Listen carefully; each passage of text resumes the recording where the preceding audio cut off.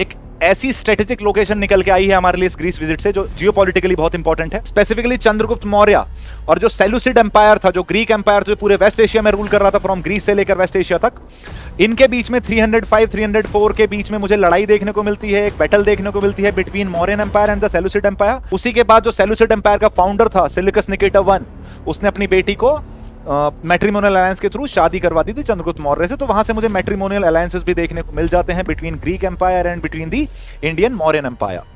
अर्थशास्त्र के अंदर कौटिल्य काफी ज्यादा ग्रीक रिलेशनशिप के साथ बात करते हैं।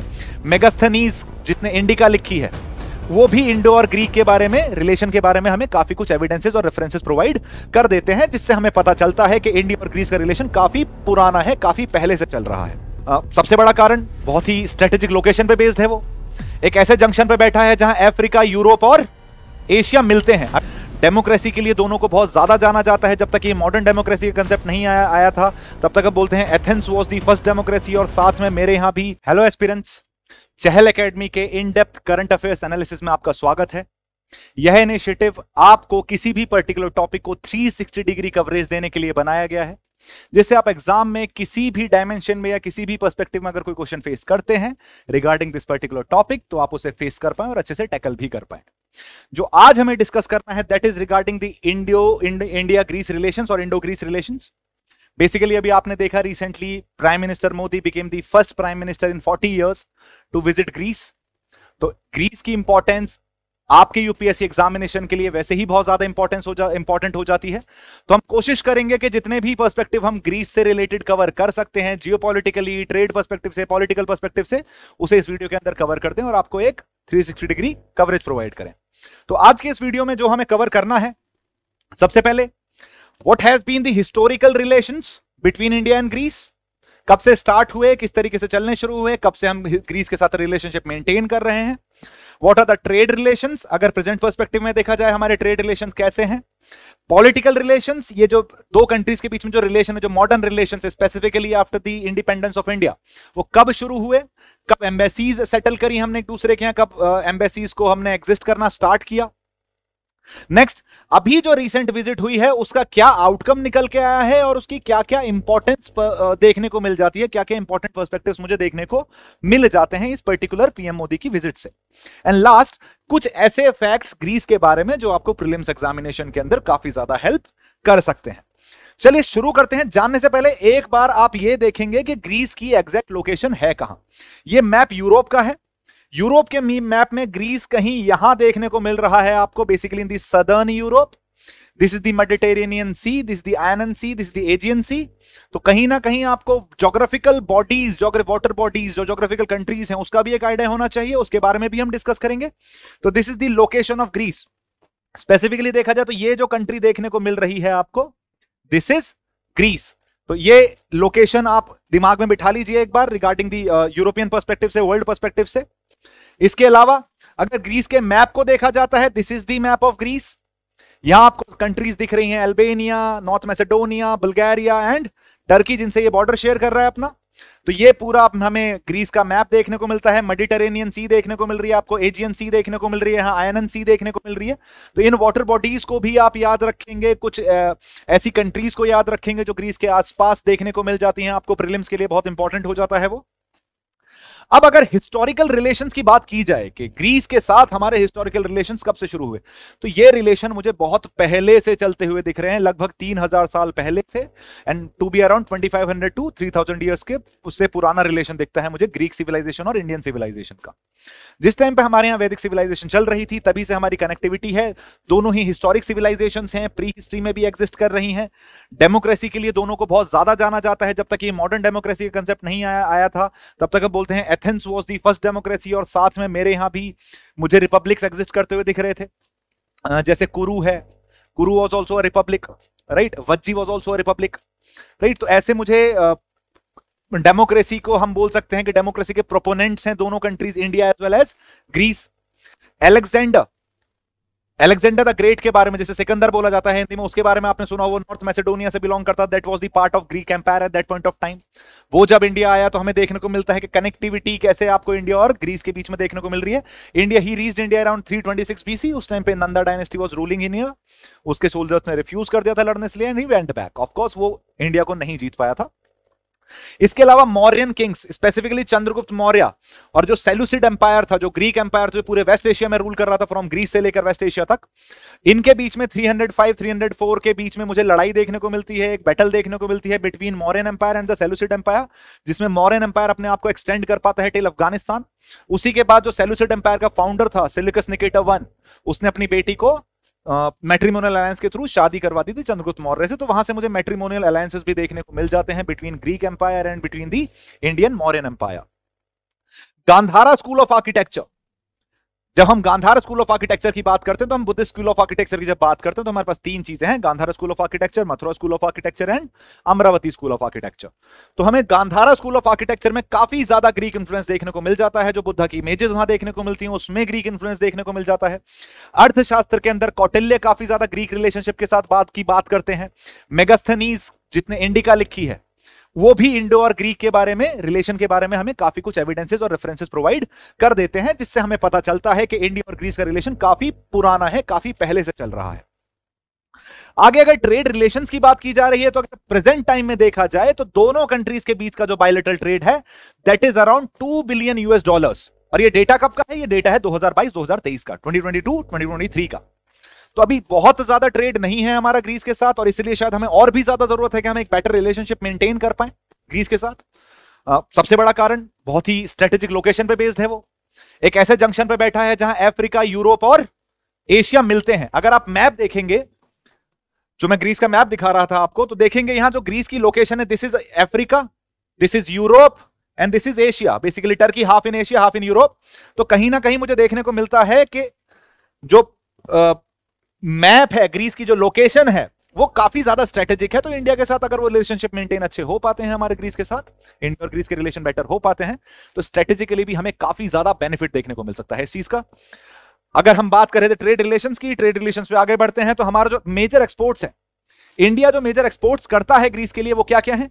Aluminium, iron and steel, fish and organic chemicals. वहीं जो इंडिया के मेजर इंपोर्ट्स हैं ग्रीस से वो क्या है? Mineral fuels, mineral oils and sulphur along with aluminium foil as well, वो भी वहां हम इंपोर्ट करते हैं ग्रीस से। तो बहुत ज्यादा डायमेंशन नहीं है जिसे इंप्रूव करने की नीड है।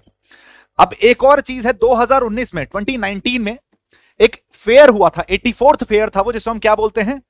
थेसालोनिकी इंटरनेशनल फेयर, जिसे हम क्या बोलते हैं? TIF भी बोलते हैं, TIF। ये लार्जेस्ट कमर्शियल एग्जीबिशन है किसका?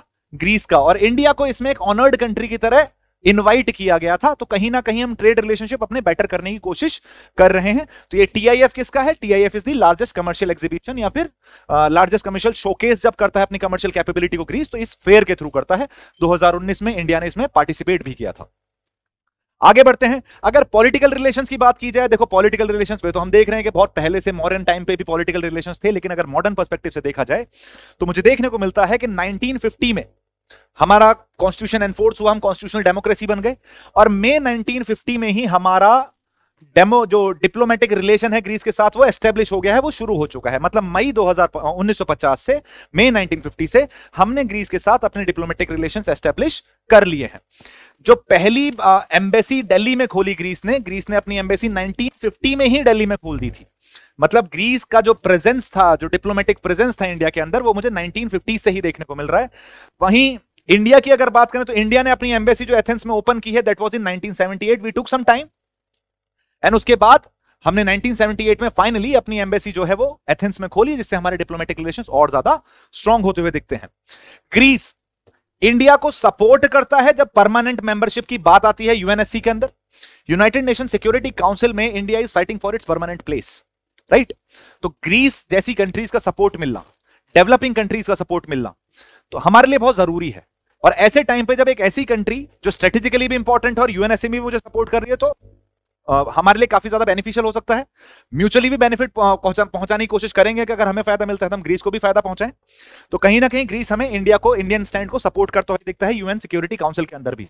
वहीं जो सिप्रस का इशू है बिटवीन ग्रीस, सिप्रस का इशू रिगार्डिंग टर्की, तो इंडिया जो है ग्रीस को सपोर्ट करता है on the issue of Cyprus and Turkey, and वहीं कश्मीर इशू पे ग्रीस भी इंडिया को ही सपोर्ट करता है। तो आपको देखने को मिलता है कि नेचुरल पार्टनर्स की तरह देखने को मिलते हैं, नेचुरली एक दूसरे के साथ कोऑपरेट एंड कोऑर्डिनेट कर रहे हैं। तो रिलेशंस को बेटर करना बहुत ज्यादा प्रॉब्लमेटिक नहीं होगा, हम काफी राइज कर सकते हैं, काफी अपग्रेड और काफी एलिवेट कर सकते हैं इन रिलेशंस को।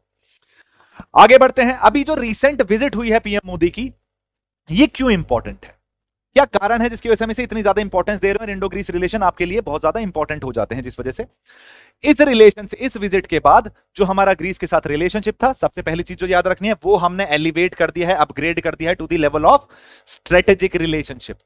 आज की डेट में इंडिया और ग्रीस जो है वो अब एक स्ट्रेटेजिक पार्टनर्स हैं, जो अभी इस रिसेंट विजिट में फाइनल किया गया है।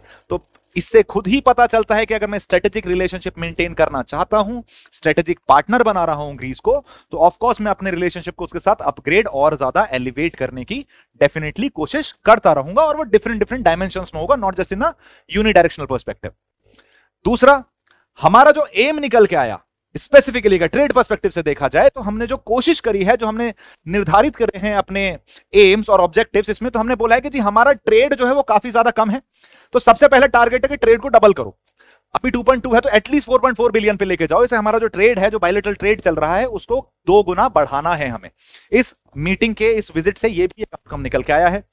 प्रधानमंत्री मोदी जी को एक जो सेकंड हाईएस्ट ऑनर है ग्रीस का, राइट, जिसे हम बोलते हैं the grand cross of the order of honour, the grand cross of the order of honour से नवाजित किया गया है, उनको नवाजा गया है, उनको ऑनर किया गया है, उनको कन्फर किया गया है पीएम मोदी को। ये सेकंड हाईएस्ट ऑनर है। इससे ऊपर एक और होता है जिसे हम बोलते हैं grand cross of the order of Redeemer, लेकिन ऑनर वाला दिया गया है उन्हें।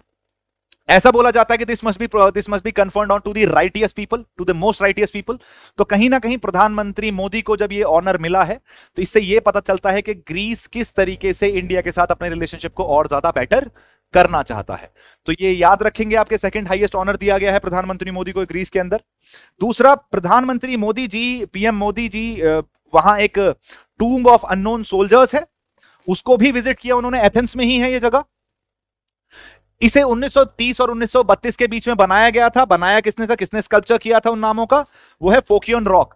यहां उन सोल्जर्स के नाम लिखे हुए दिखते हैं जिन्होंने ग्रीक के लिए अपनी जान दी है, अपनी शहादत दी है, वीर गति को प्राप्त हुए हैं on multiple occasions, multiple Wars के अंदर। तो ग्रीक सोल्जर्स को रेस्पेक्ट देने के लिए टूम्ब ऑफ अननोन सोल्जर्स बनाया गया है। और कहीं ना कहीं जो मोदी जी की विजिट है वहां के लिए, वो हमारी इंडियन पर्सपेक्टिव की ह्यूमन वैल्यूज दिखाती है, एम्पैथी दिखाती है। हमारे यहाँ भी आपको इंडिया गेट दिख जाता है, पुलिस मेमोरियल दिख जाता है, जहां हम अपने सोल्जर्स को, अपने पुलिस पर्सनल्स को रेस्पेक्ट करने की कोशिश करते हैं by sculpting their names on to the stone walls. तो ऐसा ही कुछ मुझे यहाँ देखने को मिलता है। वो स्कल्प्टर कौन है जिन्होंने किया था, उनका नाम है फोकियन रॉक, और ये बनाया कब किया था? 1930 से 1932 के बीच में। आगे चलते हैं। डिफेंस कोऑपरेशन को भी और ज्यादा इंटेंसिफाई करने की बात की गई है कि जी डिफेंस कोऑपरेशन को भी बढ़ाना चाहिए between India and Greece. India और ग्रीस आपस में मिलकर डिफेंसिवली, डिफेंस पर्सपेक्टिव से भी साथ आने चाहिए और अपने डायमेंशंस को और अपने दायरे को और ज्यादा बढ़ाना चाहिए। किस किस चीज में डिफेंस कोऑपरेशन की बात चल रही है? बात चल रही है मैरीटाइम सिक्योरिटी की। और ये मैरीटाइम सिक्योरिटी केवल इंडो पैसिफिक रीजन के लिए नहीं है, ये मेडिटेरेनियन सी की भी बात कर रही है, क्योंकि ग्रीस कहां प्रेजेंट है? मेडिटेरेनियन सी में। बोला गया है कि जी मैरीटाइम सिक्योरिटी कैसे मेंटेन की जा सकती है? United Nations Convention on law of sea को फॉलो करके।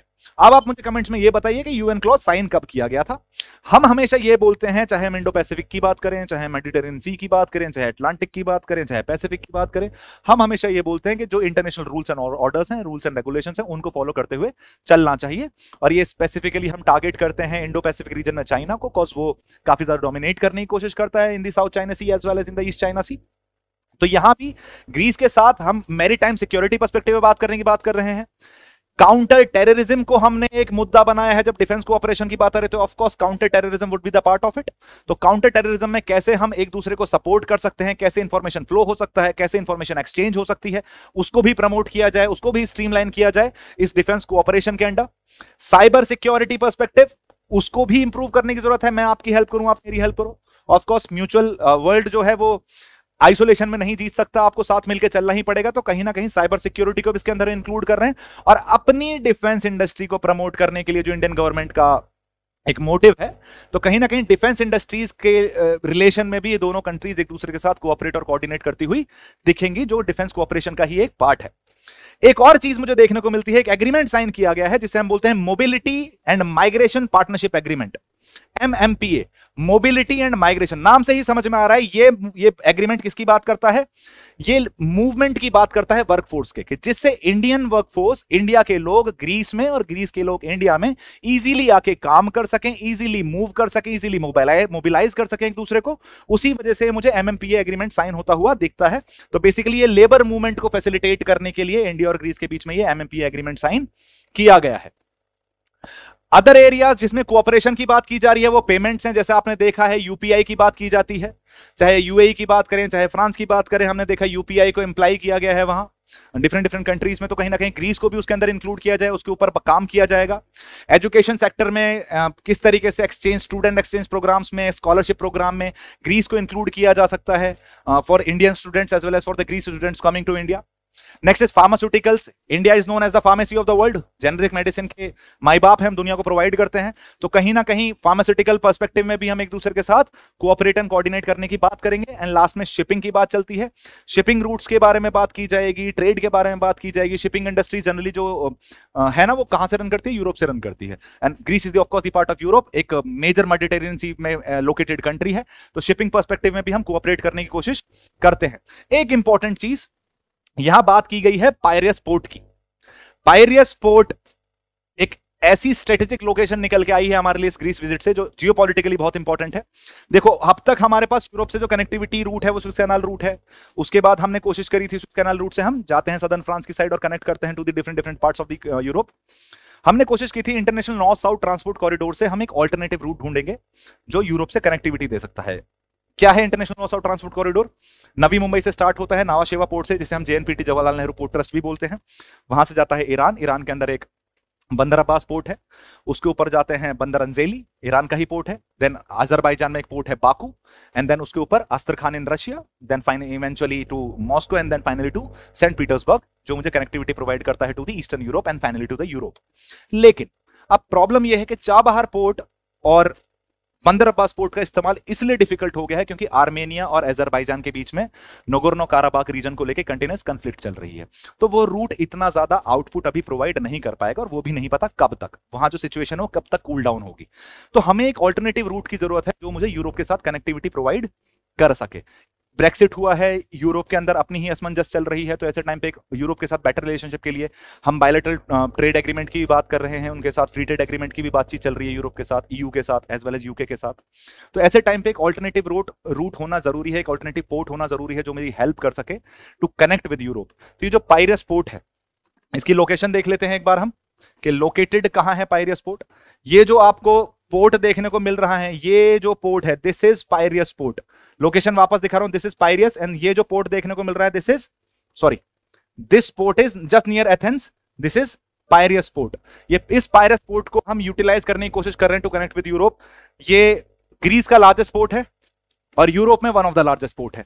तो कहीं ना कहीं जियोपॉलिटिकली, स्ट्रेटेजिकली, ट्रेड पर्सपेक्टिव से हमारे लिए इस पोर्ट का यूटिलाइजेशन काफी ज्यादा फायदेमंद हो सकता है। तो हमें जो पायरियस पोर्ट वाला पर्सपेक्टिव है वो भी हमें इसके अंदर कवर होता हुआ दिख जाता है कि पायरियस पोर्ट में हमें एक ऑल्टरनेटिव रूट प्रोवाइड करेगा, किससे? यूरोप के साथ। आगे बढ़ते हैं, कुछ मिसलेनियस फैक्ट्स देख लेते हैं हम ग्रीस के बारे में। 40 साल में पहले PM बने हैं जिन्होंने ग्रीस को विजिट किया है, PM मोदी। ग्रीस की कैपिटल है एथेंस, जो अभी आपने लोकेशन में देखी पायरियस पोर्ट के बगल में। ग्रीस क्या है? एक पार्लियामेंट्री रिपब्लिक है। रिपब्लिक का मतलब क्या है? Head of the state elected होगा। दूसरी चीज, हाईएस्ट माउंटेन जो है यहां का वो है माउंट ओलिम्पस।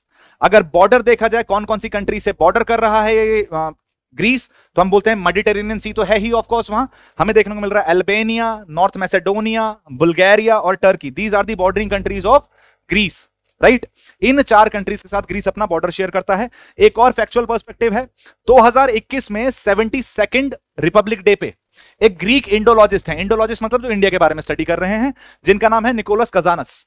निकोलस कजानस को पद्मश्री अवार्ड प्रोवाइड किया गया था। He is Greek by nationality, Indologist हैं, तो ये आपके लिए वैसे भी इंपॉर्टेंट हो जाता है, इन्हें पद्मश्री प्रोवाइड किया गया है। जितनी भी अभी आपने कंट्रीज देखी हैं उन्हें एक बार मैप पे देख लेते हैं। ये रहा हमारा ग्रीस जिसकी हम बात कर रहे हैं। इसमें कौन कौन सी कंट्रीज दिख रही हैं? दिस इज अल्बानिया, जो आपको नॉर्थ वेस्ट में दिख रही है ग्रीस के, नॉर्थ में आपको नॉर्थ मैसेडोनिया देखने को मिल रही है, दिस इज बुल्गारिया, और ये साइड में फिर आपको यहां टर्की के साथ बॉर्डर लगता हुआ दिखता है। इसके अलावा जो सी आपको आसपास देखें, जो वाटर बॉडीज देखने को मिल रही हैं ग्रीस में, वो क्या है, एजियन सी एक मुझे यहां देखने को मिल रही है, जो किसके बीच में है, टर्की और ग्रीस के बीच में है। फिर यहां आयनन सी देखने को मिल रही है, जो मुझे इटली और ग्रीस के बीच में देखने को मिल जाती है। और ये पूरा जो रीजन है आपको किसका देखने को मिल रहा है, ये मेडिटेरेनियन सी देखने को मिल रही है। तो जो लोकेशन है ग्रीस की वो काफी ज्यादा स्ट्रेटेजिक है। I guess majority of the perspective आपने इंडो ग्रीस रिलेशन के बारे में कवर कर लिया होगा, आपको क्लियर होगा किस चीज के बारे में हमने बात की है। अगर कोई क्वेश्चन आता है तो आप उसे भी कवर कर पाएंगे। थैंक यू सो मच हमसे जुड़े रहने के लिए, ऐसे ही हमारे साथ बने रहिए। सी यू इन अनदर वीडियो।